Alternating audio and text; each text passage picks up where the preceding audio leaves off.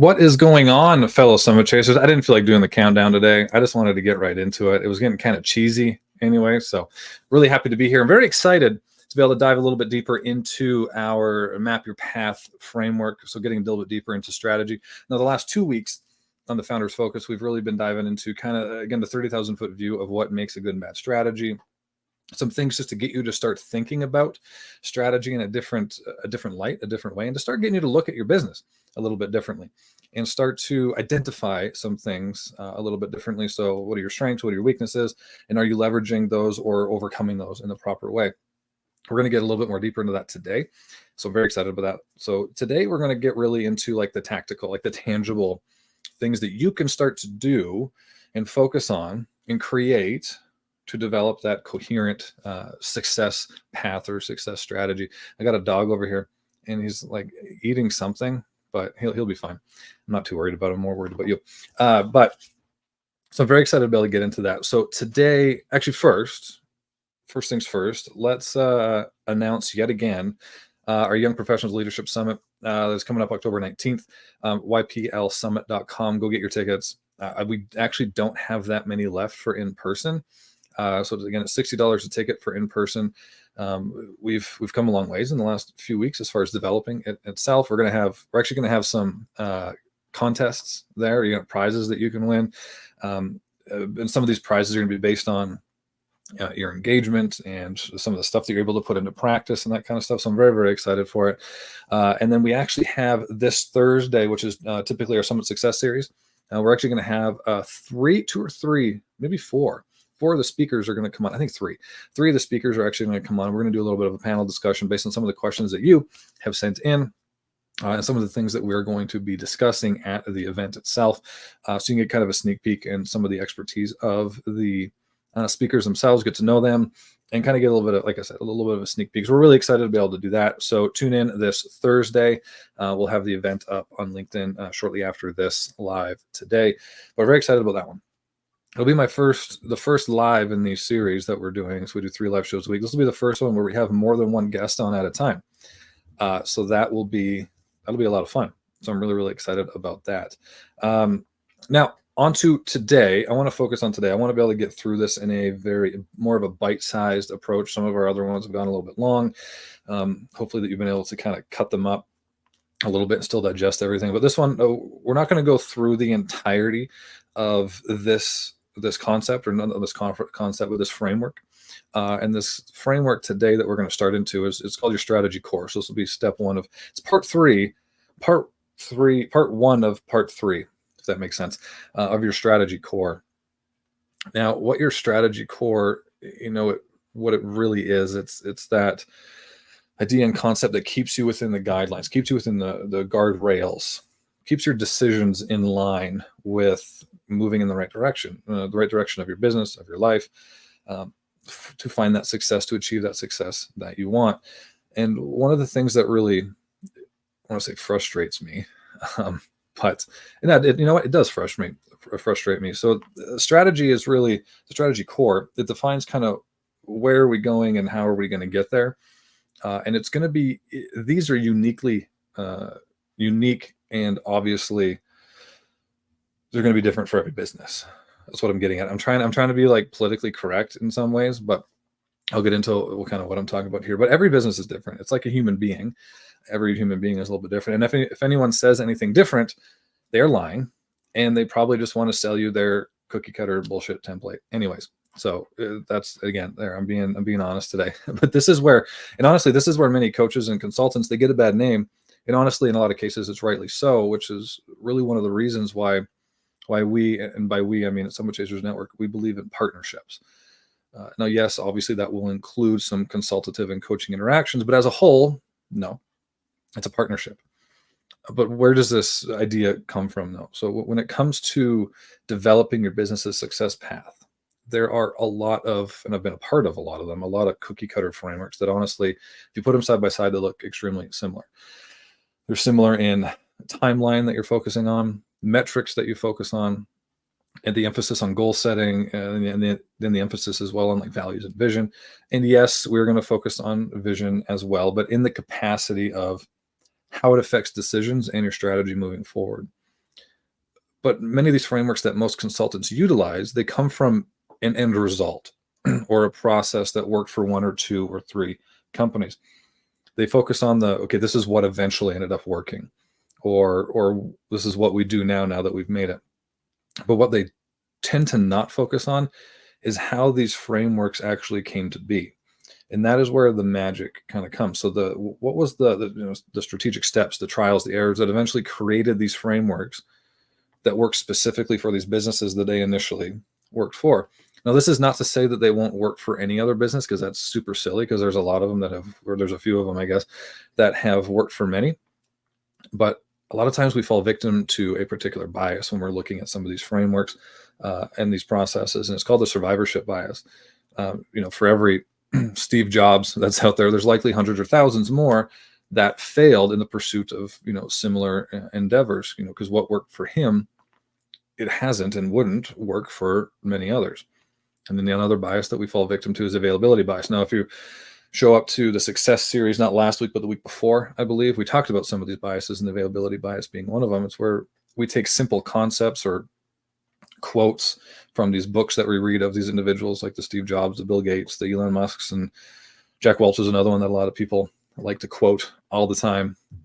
And these quotes and these things that are easy to remember, they're catchy, right? And sometimes they sound sexy, and you repost them on LinkedIn and they get a lot of likes, right? So because of that, because they're catchy and because you see them everywhere, they're much more easily recalled, and they're mistaken for strategy, and their importance and effectiveness of some of them are overweight, which is the main concept of what the availability bias really is. And I've seen quite a few businesses fail by mistaking these frameworks as actual strategy, when a lot of them they're nothing more than fluff, stretch goals, or at best they're a random set of usually conflicting tactics that might work short term, but most of the time they're more harmful in the long run. So what do I mean by conflicting tactics? Is they're tactics that do not innately increase the leverage or effectiveness of the next, right? It's kind of like you're throwing spaghetti against the wall and hoping that something sticks, and all the spaghetti noodles are not helping the other to stick to the wall better than the next. They don't play off of each other. And you see bigger companies, they're able to do this because they can throw resources around and it's not a big deal, right? They have money to lose, they have resources to lose, they have people that they can utilize. And we take a lot of these types of strategies and tactics that these bigger companies use and apply them to SMBs, which doesn't work, because SMBs, most of the time, they're very limited on their resources. So the tactics and things that they invest the resources in, they have to have a bigger impact, right? You call it a critical point analysis, the least amount of force at a point, at a particular point, creating the biggest amount of impact. So these actions and tactics that you do, they have to be pointed at that critical point. So anyways, we created a simple how process. How do we create the framework best suited for you? And we call this the strategy core. From owning my own businesses in 4 different industries and working with businesses and many more, including like credit unions, insurance, SaaS, home improvement, that was a big one, manufacturing, even like transportation and logistics, and as well as every size manageable. When they get too big, they're not manageable. But from billion-dollar, multi-billion-dollar companies to family businesses just kind of starting out. But most of them, and I can't say all, a very high percentage of them didn't actually have a clear strategy that took an honest account for their challenges, and I emphasize the word honest here, weaknesses and their issues, an objective account for their strengths, where they should be. Those strengths should be leveraged, followed by a strategic a set of strategic guiding principles executed with a set of coherent actions. And by coherent, I mean they utilize your resources efficiently. So opposite of randomized tactics, right? So when we talk about resources, we talk about capital, obviously, time, bandwidth, personnel, and risk. And I say risk as a resource. As a lot of business owners, individuals in general, we only have so much risk that we can take, especially if the risk that we are taking has not historically had equal or more return on that risk investment. So if we're constantly taking risks and failing, but we're not seeing return on it, like it is a gas tank. You see it as a gas tank. If it's not refilling itself, it empties. So risk, I put in the category of a resource, right? But first we start with to to develop this, we start with the strategy core, and it kind of acts as that guide. It's your business's kind of success concept. This is the core this is the core that drives your decisions. It drives big picture initiatives and creates clear guardrails for your short, medium term strategy development. And it's not to be considered written in stone, right? When you do this, it's not something you can't revisit. Actually, you should revisit it quite often, especially in the beginning, when you're just starting to focus on strategy in this kind of light, I guess, being more specific and more in depth with your strategy development. Because you could, as you start to develop and as you start to move forward, you're going to develop more clarity. And that clarity could come from more knowledge, right? Deeper data pools that you're collecting now because you're looking at the right things. It could be you and your team's understanding of the markets, the gaps in the market, opportunities, or identifying iron walls. And what I mean by iron walls is iron walls are kind of sub-markets within your market that have extremely steep competition and are really difficult to break into. So identifying those. You even get to know your product and your services better and the needs and drivers of your ideal customers, right? But before we get into that, before we get too deep into that, let's really quickly define, there's a strategy core right there. You're going to see it again, don't worry. Let's really quickly kind of revisit the difference between good and bad strategy. And if you go back to our video last week, I had our good friend, team member Paco on with us. And we did like an hour-long in-depth difference between good and bad strategy.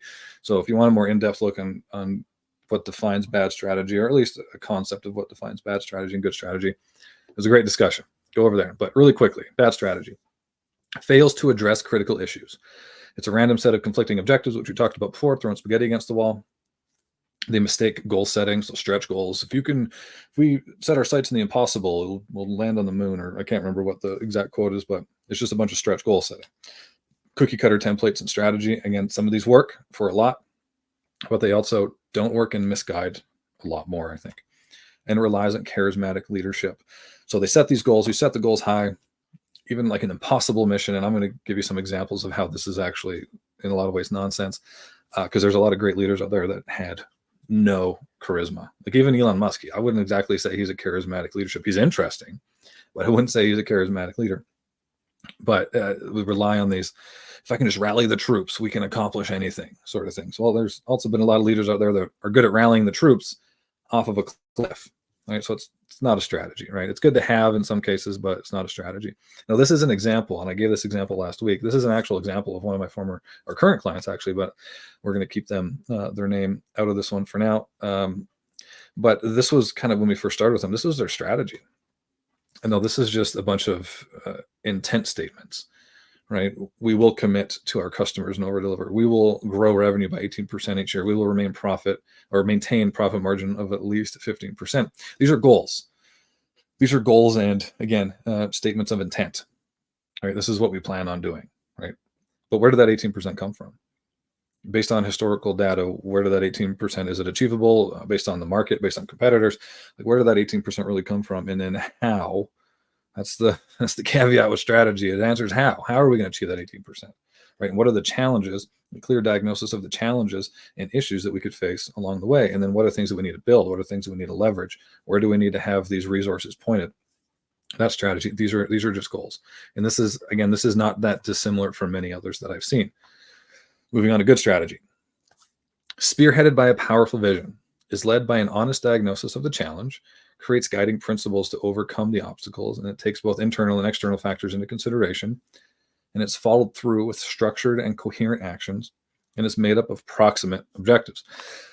Now, we're going to hover here for a second and talk about the proximate objectives thing, because that's one that I've been to a lot of conferences and seen a lot of these amazing, and then they're amazing individuals. There's nothing against them, but where they say shoot for the impossible, you're like, this is where you think you can achieve. This is what you think you can achieve. Just shoot for just one step past that. I think that's ridiculous. And we're taking a lot of these concepts. We're taking we're quoting a lot of individuals, and we're using case studies based on what seem as though these leaders are gathering a team, gathering people, and rallying them behind this impossible goal, when really the objectives that they were, the goals that they were going after, the objectives that they were looking to accomplish were quite proximate. Let me give you a great example of this. JFK, when he announced to the nation that we were going to be the first country, first nation to send a man to the moon, we we're going to beat the Russians to the moon. And that speech rallied nations. It rallied people. Everybody came together on this goal that we were going to put individuals, we're going to put people on the moon within, I can't remember the time, it was like within 10 years or something like that, before the Russians. And that seemed impossible. It's like, how are we going to put this in space? How are we going to put people on the moon? When in reality, that was actually a very proximate objective. Not a lot of people know this, but months before that, he actually got engineers, a group of engineers, gave him plans on how we could actually send people to the moon, and where the Russians are currently beating us, where we're beating them, what we would need to focus on in the coming years in order to achieve this amazing feat. And again, I'm not taking anything away from it. It's crazy. We went from barely flying to sending people to the moon. It was crazy. So, but they had a plan already. It was a proximate objective. It means that they could achieve it or surpass it. So let's break this down with these concepts or these points of what makes a good strategy. It was spearheaded by a powerful vision.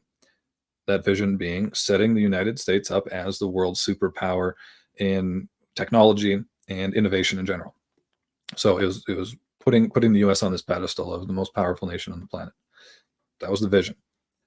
And it was led by an honest diagnosis of the challenge. Those engineers knew that Russia had bigger rockets than us. Their rocket boosters they were beating us in that.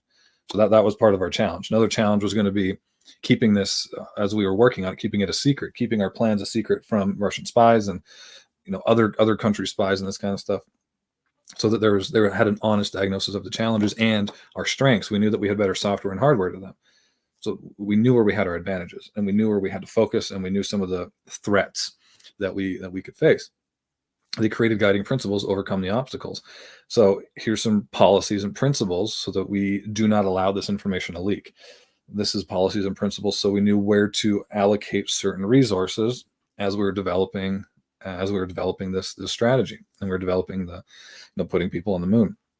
And it took both internal and external factors into communication. External factors being the media's coverage of it. That was a big strategic thing, is how they portrayed this feat to the public. There's still probably some conspiracy theorists out there that say we didn't go to the moon. Well, maybe, I don't know, maybe I don't know. And I'm not gonna say yes or no, but I think we went to the moon. But how it was dictated to the public, right? They took all those external factors into consideration, and it took the internal factors in consideration. So are we putting the right people in the right places, the resources in the right places, and are we focusing on our weaknesses and strengths? And then followed through with structured and coherent action. So obviously that is the day-to-day tactics, month-to-month, year-to-year tactics and actions in the proper order to then leverage upon each other or create increased competitive advantage upon the other. It's kind of like a domino effect. You want each coherent action, you want each tactic to have a leveraged and increasing leverage and increasing strength effect upon the next one. And it was an approximate objective. They already knew that they could get to the moon. So there's my little history lesson sort of there, right? So let's go back to, here we go. So strategy core. So this is really, it's 5 questions, but it's 5.5 questions. And yes, like I said, we're going to go over our vision statement here as well. So I'm going to really quickly go through the vision statement. We're going to go through a little bit of an add-on to the vision statement, which is a supporting argument, which I know, especially if you're on a phone, you probably can't see what that says under there, but we'll go into that. But it answers the reason. This is our vision because. It answers the because. And I'll go over why that's important. And then what are we currently capable of? So what are your current capabilities? And then what challenges are we likely to face? And that's what we're going to go through today, because that's going to take us a little bit of time, and I don't want anybody getting too overwhelmed with all this kind of stuff. So what is the vision of your company? We talked about what the vision of your company was a few videos ago, but really quickly, we'll make sure we're on the same page. So when we're talking about this, we're all kind of flowing in the same direction. But a vision statement is a concise statement that explains what the organization wants the future to look like. And generally, it's not focused on monetary gain. Now, I always add in that not to be focused on monetary gain, because if you're focused on monetary gain, you're less likely to take risks. You're less likely to want to pivot. Let me give you kind of paint a picture for you. You're running your business, and maybe you're a tech company. You start to make a little bit of profit, and you're focusing on making money. You're focusing on the money. Like, okay, we want to maintain these profit margins. We want to maintain this type of revenue, right? All this kind of stuff. And that's your goal, right? That's your focus. Well, let's say the market changes. Things change. Technology changes. It changes all the time. It changes so fast. And then all of a sudden, you need to pivot, and you need to start, whether it's investing more in R&D, or you need to restructure things. Well, in order to restructure and pivot, sometimes you need to operate at a bit of I'm not going to say a loss, but you need to operate as not much of a gain. And if your focus is money, if your focus is on the monetary gain, you're less likely, I'm not saying you won't, but you're less likely to take those short-term hits to increase long-term gain if you're focused on the money. But if you're focused on a vision, on a mission to accomplish something outside of money, that's not your focus. Your focus is to succeed in the mission. You're more likely to make those sacrifices, those short-term sacrifices. So here's some examples. So we got Nike. We talked about this one before, to bring inspiration and innovation to every athlete in the world. And it's pretty obvious to see how their strategy in execution has stayed in line with this, to bring inspiration and innovation to every athlete in the world. Every athlete. That means every sport. They have a huge product line across tons of many different sports. You can get Nike in hockey, Nike skates in hockey, Nike hockey sticks, golf, baseball, football. They're in tennis, badminton. I mean, all these kind of things. They're everywhere. And Nike was everywhere. CrossFit, weightlifting, Nike's everywhere. So their strategy, what they focus on and what they prioritize, is in line with this. Bring inspiration and innovation to every athlete in the world. In order to do that, they need to be in every sport. They need a huge product line, and they're doing that.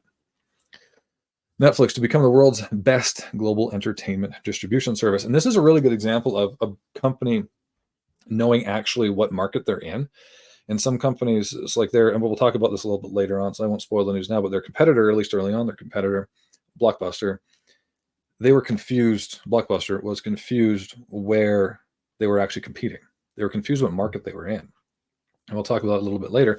But I love this vision statement with Netflix, because you can see how clearly over time, if you're aware of where they started and where they're at now, it's very clear that it guided their decisions, moving into digital and really focusing on creating an experience and being extremely creative, being very, very innovative, right? They're leading the charge in pretty much anything, any type of online media consumption, other than like social media, obviously, but like TV shows and movies and that kind of stuff. They really lead the charge. Even like interactive, like you can play games. Basically, you can play games on Netflix now too, and they have these interactive shows as well. So you're actually like making decisions for the characters. Like they lead the way in a lot of the stuff. So their strategic decisions, the way they run their company, is in line with their vision statement. Apple. We believe that we are on the face of the earth to make great products, and that's not changing. Their focus on design is absolutely insane. I hear that the iPhone 16 is not doing quite as well. Their pre-orders for it have gone down, I think, like 16%. But especially when Steve Jobs was still kind of at the helm, he was obsessed with design and making great products. And that really, if you go back to when he came back to Apple, his decision to cut, I mean, it was a very smart strategic decision, but to cut 90% of their products and focus on very few to make great products. He knew we couldn't focus on, if we focused on many, we couldn't be great. We're going to be mediocre. We're going to be okay at a lot of things. We're not going to be great. So he cut that product line down initially from, I don't know, it was a lot. It was a lot, down to like one or two different products they had. And then even now, they were or are one of the most valuable companies on the planet. They still, in the grand scheme of things, don't have a ton of products. They don't, because they focus on making them really great, focus on making them easy to use, right? So that's one of the reasons I love their vision statement as well. Lately, whatever you want to say about Apple lately, that's up to you. But now we're going back to, we're going back to our strategy core. And now we're going to go a step further, and we're going to tie on what we call a supporting argument. So why is that your vision? Now, this is primarily here because when I would do this with some clients, whether we did it at their, we would do like an offsite, we'd run their offsite for them or something like that, and we would be brainstorming with their key leadership team. Okay, well, why is that your vision? What is like, okay, you want to do X, Y, and Z because why?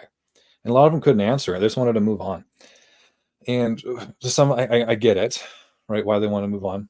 However, that your vision statement is the thing, and you can clearly see from those three examples that they guide a lot of their decisions. They guide a lot of strategic decisions. So it's important that that vision statement be backed up by a reason that it is so, right? So it's, why is that? So just, it's your vision statement because why? So I'll give you our example at Summit Chasers. So our vision statement at Summit Chasers is to be the most successful business partner in the US and Canada. Pretty cool. I'm excited to be able to do that because SMBs are the backbone for our economy. They employ the highest percentage of the workforce. The vast majority of innovations come from SMBs. Increasing the likelihood of their success means a better future for all. So you could see how now that we are more specific on why that is our vision, this is going to then help us or direct us in a lot of our decision making going forward. So let's go back to even just to Apple for a second. So we believe that we are on the face of the earth to make great products. That's not changing because we want to be able to make sure that everybody has access to technology, to utilize technology to its fullest. And that's one of the reasons that they made things so simple. So that drove their design to make things simple to use. And if you use Android, there's a lot of people that prefer Android because you can customize it. Customizing is great if, first of all, you care. It's great if you care, but it's also great if you're good with technology, if you care about it, if you're interested, if you're willing to learn and invest time in it. A lot of people aren't. They want to make great products that are available to everybody. So you could see how that would then make them more clear on some of their decisions going forward. I hope this makes, I kind of want to see if there's somebody we have a pretty light day today. Only we got X is crushing it lately. If anybody on X, I don't think I can see the comments on X unless I have X open, but I don't want to do that because it'll slow everything down. But I'd like to see if you're in your business, what is your vision statement? And then why is that your vision statement? It'd be really interesting to see why. So I know that sometimes there's a little bit of a lag, but I'd love to see what your vision statement is. And even if you don't own the company, do you know what it is? And then why do you think that is the vision statement? Why, or are you back it up? Back it up. All right. It's so important that you back these up. Otherwise, it's just fluff. That doesn't mean anything. Right. And these things are very important. But we're going to move on so it's kind of like our North Star, right? This is what we want our business to look like. And this is what we want to accomplish. And this is going to be the thing that we keep using, for directional compass. But now we're going to get into what we call the diagnosis, right? So this is the diagnosis part one, which is what are we capable of? So what makes us uniquely capable of accomplishing this? So not only do you have to back up why it's your vision, but what makes you think that you're the one that's going to accomplish it? Now I know, especially if you're just starting out, you're a smaller business. You don't have things in place yet. You don't have the team that you need yet. You definitely don't have the team that you're going to end up with. You don't have the technology probably. And there's a lot of things you don't have. But right now, where you are at, what are your strengths? What makes you unique to at least start the path on accomplishing it? And this is why a few weeks ago we talked about it's so important to know your business. You'd be really surprised how many people don't know what their strengths are. Definitely not their weaknesses, because a lot of times we want to put a blind eye to our weaknesses. So that's at least a little bit more understandable. But a lot of people don't know their strengths. They don't know why they're successful. I had a guy, Edgar Baum, on, and he is a M&A, merger and acquisition evaluation expert. And he gave multiple stories about clients who, when they're going to get a value of their business or a business that acquires another business, they're like, why is this business successful? Or what makes your business so valuable? A lot of them don't know. They don't know the answer to that. So it's very important from a valuation perspective, but also from a strategy and leverage perspective to really clearly understand your strengths. So what are the strengths that you can leverage? A lot of people don't know. What are the strengths you can actually leverage? Now, this can be strength of a founder, the founder themselves, right? So it could be skills that you have. It could be, networks that you're a part of. It could be, when I say networks, it's interesting, not the size of your network. Everyone's like, well, I have 50,000 followers. That's huge. No, it's what can you do for your network and what can your network do for you? And there's people who have 100,000 people in their network followers that can't leverage it as well or as effectively as somebody with 1,000. That's not the number of people in your network doesn't matter. However, understanding what your network, what the strength of your network is really, really important. And then what are the strengths of your organization or what are your competitive advantages? Now, this is where competitive, you have to be careful of your competitive advantage because a lot of people they'll say like, "Well, this is we're better at this than this company, and we have this, so therefore we're better." A competitive advantage is only a competitive advantage if you have the means to improve upon it or adjust where you leverage it quickly. So, what do I mean by that? Let me give you an example. We'll go back to Netflix and Blockbuster. Blockbuster had a huge competitive advantage over Netflix, especially early on. It had a well-established brand, money, had cash, it had a huge chain of retail stores, and it actually even had a head start in moving into the digital or the distribution, other distribution sources. However, they got a new CEO. I think a private equity firm bought into them. I think. Anyway, somebody bought into them, got some seats on the board, and pushed the current CEO out. They brought another CEO in, and this CEO had a big aversion to like retail stores, convenience stores, and that kind of stuff. So he focused their strengths on the retail side of things. And then they went bankrupt. So they were focusing on, oh, we have all these retail stores. Why don't we sell bubble gum? Why don't we sell cotton candy? And I'm old enough to remember going into a Blockbuster and being like, why does it look like Christmas in here? Like they changed so much that they turned into like a more of a candy store, grocery store type of thing. And but anyway, so that they were leveraging their strengths. So they had these stores, they had physical locations.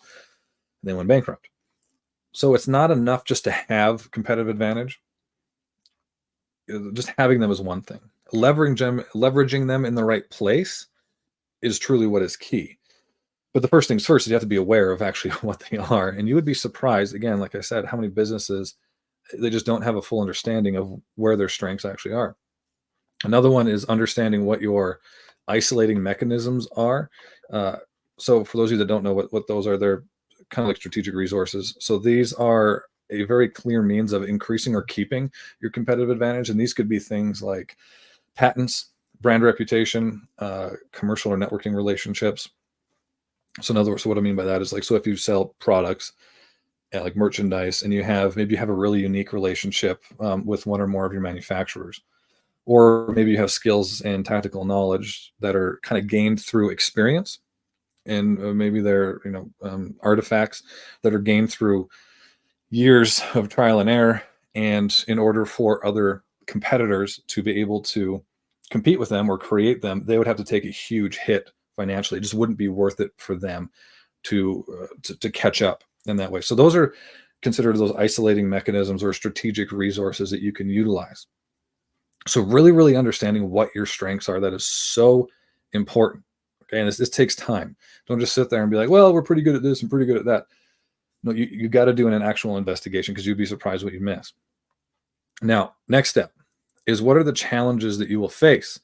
Okay, so what are your weaknesses, threats, or challenges? Now, this one, again, it takes something that some people struggle with these days. Honesty. You got to be honest. You have to go into this exercise. You have to go into understanding what your challenges are, what the threats are, where are you falling short, with an open mind, an absolute open mind. Again, especially if you're the founder, this is your baby.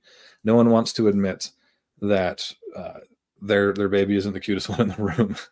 that was weird. My kids are, but whatever. You get a blind eye to it, or they fall into the category of this is just how we've always kind of done it. So you want to be honest with this. So start with what your weak points that are both the weak points that you have now, right, and possible weak points in the future. And then where do you, as the founder owner, kind of get sucked back into the most? So where do you find that the most fires that you have to put out are? Where do you find that you have to take over more often? Where do you feel like they need the most push or most strategic help or most insight from you as the founder? And then what do you, as the founder owner, need to focus the majority of your personal resources on? So is it time, energy? Is it the bandwidth, right? So where do you need to focus the majority of your personal resources? Well, this is where, so we have something that we call this tool, and it's a very fancy tool. We named it, it's like a terrible name, but it's called define your role. As a founder owner, define your role. And you have to do this fairly often. You'd be really surprised how often you have to kind of go back and define your role, because your business changes. As your business changes, whether it grows or shifts or whatever it is, it's safe to say that your role should have to do the same. Now, a lot of times it's not like, okay, I'm doing sales this week, or our business is different, I got to do marketing. It's more like the percentage of your focus and these resources, like your personal resources, what percentage are going into these different slots, right? And then it kind of the percentage that goes into each slot kind of fluctuates. Now, if you're a business owner and you started out, you're the one doing all the sales, your business starts to grow, right? Maybe you go from 80% sales. Okay, I need to shift to like 20% sales, and this needs to go shift into like strategic vision, partnerships, management of people, hiring, that kind of stuff. So it's more like you're pulling out these resources. You have this graph, and you're just like picking, okay, I need to put, like, kind of like you're building a character in a video game. Like, I need to put two more points here, 2 more points here. I need to take some away from here and put it here. So that's what you need to constantly be doing, that as your business changes. As the founder, business owner, you need to be constantly redefining your role. Another thing to look at is historically, what have been areas of inconsistency and recurring frustration. So I can give you an example of this. We have a client that one of their recurring areas of frustration is every year they stay in line with the market. It's really hard for them to outcompete and outperform the market. Their sales and performance gets dictated. They're in home improvement, gets dictated by extreme weather, right? When there's extreme weather in areas, right, they do like roofing and that kind of stuff, then there's a spike. Certain times a year, there's a huge dip. Other times a year, there's a huge spike. And their addressable market, I guess their addressable market fluctuates, and that really is what dictates their success. And it also indicates a few things. They can't outperform the market, but that means they also can't outperform any competitors. So if they're in areas if they're during these times of year where there's not a lot of individuals out there that necessarily need or have an open window to make improvements on their home, they're getting outcompeted from their competitors. And this is kind of where them going in direct competition with their competitors, especially if their competitors are bigger, it's not a good thing. I know we get told that competing is good in a lot of ways it is, but I'm going to go over kind of why going into markets where you have to compete, right, or seeking out competition is actually not good for business. Okay, but that's kind of these are the internal factors. So if we move to external factors, where's my button? There we go. So external is if a competitor were to beat us. Like, these are questions actually that I like to ask for if we're going through this. We ask these questions to our clients, and it's really interesting to see some of the questions or the answers that come up. So if you were to go out of business tomorrow, what would be the cause? So what would cause you to go out of business? So it makes you look like, okay, if we were, like, what would it be? Well, we have a huge turnover rate over here, so it could be that, like, we lost a couple sales teams, or we keep getting out competed over here. Like, they could just squeeze our profit margins so much, and then we wouldn't be making any money. We'd have to it's really interesting to see when you ask these questions in that way, what comes up. So I implore you to do so with an objective view. If a competitor were to beat us, why and how? That's another one. A lot of people are like, well, they wouldn't. We're better than them. Well, what if they did? What if they were to beat you? How would they beat you? What are the gaps? Where do they currently maybe have a little bit of an edge, or where is there a higher likelihood that they could, create that more strength or that advantage over you? It's really interesting what some people come up with, and it kind of enlightens them there. So ask yourself those questions objectively. And then going into competitive markets, that would dictate your decisions. Now, this is where the concept of competition, it's interesting, because we've been told over and over again that competition is good. Iron sharpens iron, iron sharpens iron, and it's a good thing. Let me give you a bit of a different take on it. So first of all, let's kind of back up. What do I mean by dictating our decisions? So let me give you two different kind of angles to this point here. So one is in the direct. So two different angles. One from a direct competitor angle, so seeking out competition or competing with somebody uno, and then one from more of a consumer market angle. In direct competition with another business, it tends to narrow our focus, likely a lot of times onto the wrong thing. We focus on beating the competitor instead of winning, which seems duh, right? Especially if you're in sports, it's like winning is beating the competitor, but it's a weird concept. But let me be more clear. Many times there are lots of examples of this where rivalries will cause us to overemphasize old or already stuffy opportunities, and we just want to blindly copy what has worked kind of in the past because we want to compete. So there's a good example of this where I think it was 2010, 2009 or 10, where credit card readers were coming out, and Square brought up, the little square card-shaped or credit card reader that you could plug into your phone, and all of a sudden you could see all the people at farmers markets taking credit cards, which is great because I love going to farmers markets and don't have to carry cash anymore. So it's great. It's a great invention, a great innovation. But then NetSecure, they launched one that was like a half moon shape, and then Intuit, I think it was the next one, and made like the rectangle tube kind of shaped one, and then PayPal came out with their triangle shape. But none really got ahead. Obviously, Square is still around, but none really, because they were trying to compete. They're like, okay, they have that, we need that now. None really got ahead. But also, like, this focus on direct competition, it blinded them really to further and differentiate or find those differentiated opportunities. Where now I think there's just apps. I think that you can get on your phone directly with no need for those at all, or at least Square, because they were initially in the market. They could start to focus on ways to innovate their products, and I think they're kind of the dominant force in that market. When really those other ones like the Intuits and the NetSecures, and I think PayPal still has theirs out, but they could have been spending their time on developing other types of products rather than just competing with Square. And another, probably a more famous example is Microsoft versus Google. This was a big one. It was like Windows versus Chrome, Bing versus Google Search, and then there was Explorer versus Chrome, Microsoft Office versus Google Docs, which I prefer Google Docs over Excel. So sorry. But while they were going back and forth, they ended up being completely dominated by Apple. At that point, Apple hit 500 billion, I think, in market capitalization, which was more than Google and Microsoft combined at the time. When 3 or 4 years prior, when this kind of back and forth started to escalate, Google and Microsoft were each separately more valuable than Apple. But Apple didn't worry about competing. They worried about winning. So you can start to see the difference between worrying about competing and worrying about winning. Now, the other angle of this, as I was saying, is the consumer market angle.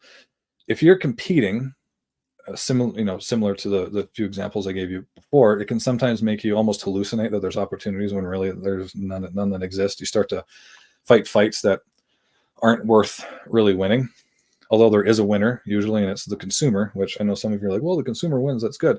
Well, okay, short term, the consumer winning is good, but then the consumer doesn't win when they don't have any options because all of a sudden all the other competitors are out of business and now everything's a monopoly. So in the end, the consumer doesn't really win at all. So, but let me kind of explain here. If you're in a competition with another org, and there's a lot of examples of this where your products and services become fairly similar.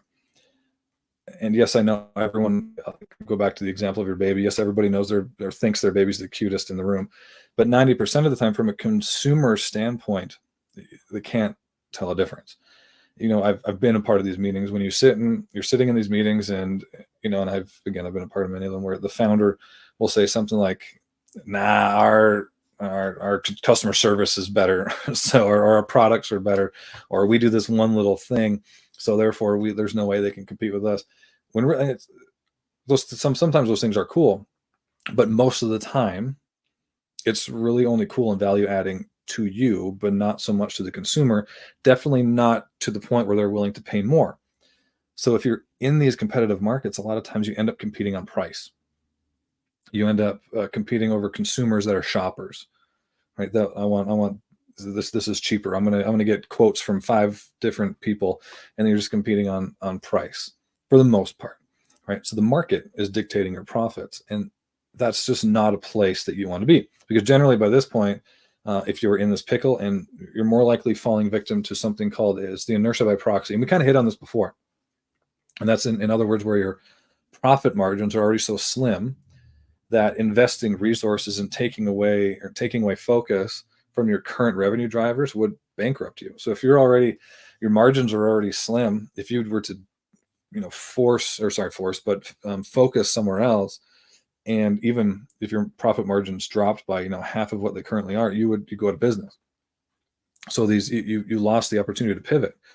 But this is exactly what we want to avoid. And this is exactly why we're taking so much focus on strategy and identifying what your strengths and weaknesses are and where they're pointed, and who you're pointing them at, and who's you're competing with, and what type of markets you're in. And are you in the right market? Have you defined clearly what market you're in? Blockbuster was trying to compete in the retail business, when really they should have been competing in the entertainment distribution business. If they were, they would have said, okay, we need to be the most effective entertainment distributor possible. So at the time, they were getting into mailing out, the CDs and that kind of stuff, the DVDs, and they're starting to develop their digital products as well. So if they would have clearly understood what market they were competing in, they had a huge competitive advantage. They would have destroyed Netflix at the time. But Netflix got lucky, and they decided to focus on retail.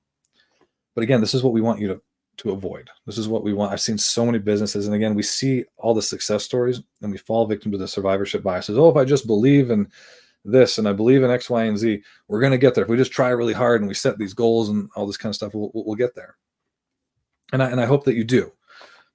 But I want to sway the odds in your favor a little bit more. So anyways, this is already up like 50 minutes. I didn't think I was gonna be talking this long today. I wanted to do a little bit more bite size, but next week we're going to go into these other two questions, which is how will you be measuring your success? So finding out what that economic driver is, and then what does your company need to actually look like in order to accomplish it? So what is the how? How are we going to get there? And that's something that we call operational objectives. So thank you everybody for being here. And if you're watching the rerun, drop some comments. I want to see what your visions are. What's the why behind your vision? And I want to see kind of what are some takeaways. Ask some questions. If you want a printout, we can send you a PDF of the strategy core. I'm more than happy to do so. Just message me privately on LinkedIn. But until next time, everybody, keep chasing your next summit.